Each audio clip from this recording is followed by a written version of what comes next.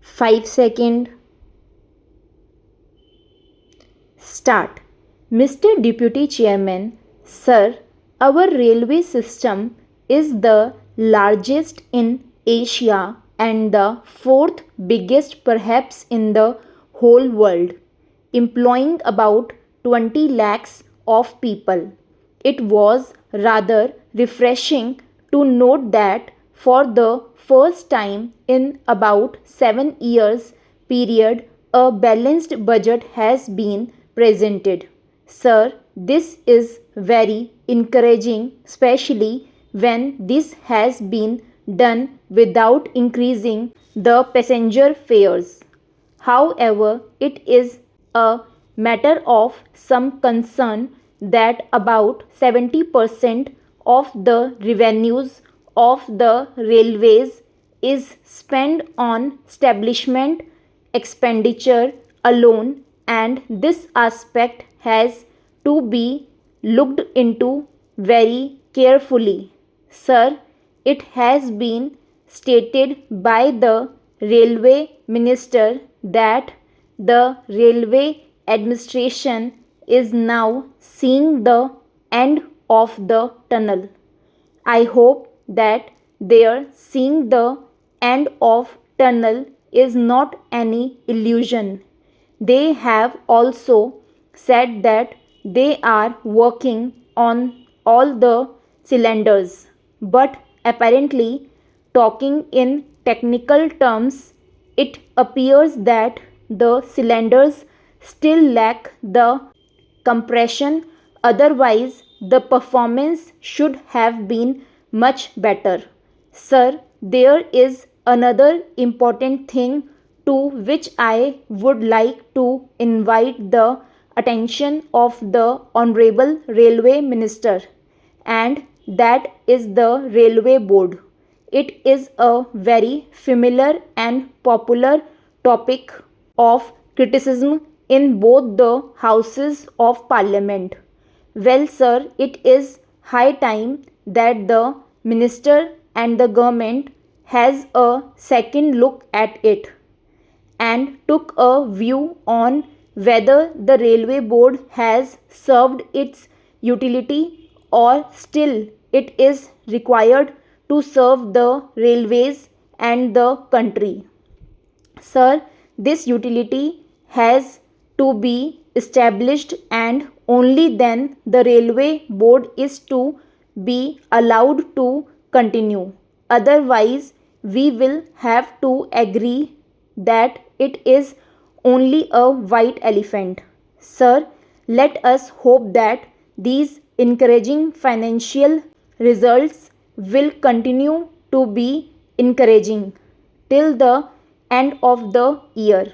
Although the railway financial authorities have not taken into consideration that impact of the additional dearness allowance which may have to be paid to the railway employees during the year, and if this is done, I am sure that the surplus that this budget has attempted to bring about will be upset and the whole working will be imbalanced and we will end up with a deficit budget at the end of the year. However, I am not very much despondent about this matter because the railway have been rather conservative in making their estimates of earning from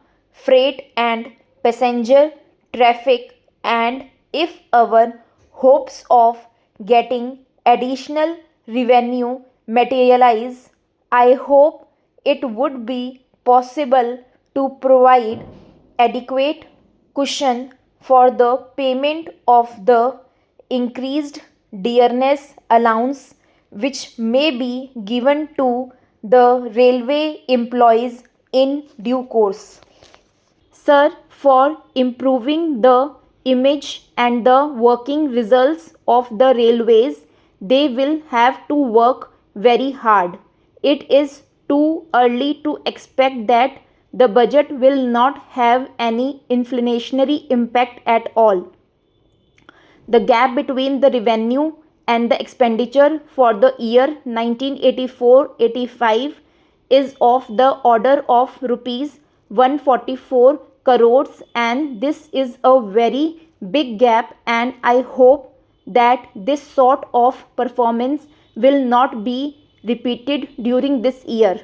As things stand today, and if past performance is any indication, the prospect of any striking improvement in the efficiency and productivity of the railways is still very doubtful. Let us hope that this doubt will not materialize. For instance, in the year 1975-76, the railways carried 200 million tons of good traffic. But in the year 1985-86, it is estimated that only about 190 million tons of freight traffic will be carried. As against this decline in the amount of traffic carried, the employees increased from about 14 lakhs to 20 lakhs during this period, with the wage bill rising from rupees 350 crores to rupees 600 crores, beside enormous investments in modernizing the equipment, acquiring new assets, etc. Then, sir, the other phenomenon which I fail to understand is the employment opportunities for the minorities in the railways. The minorities used to form a very appreciable percentage of the total employment in the railways. But today, sir, I think the railway authorities will have to try rather hard to work out a percentage for them.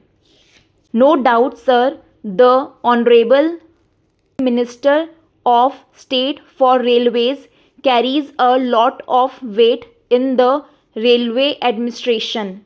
But this weight is not at all balanced by a decrease in the employment opportunities for the minority communities.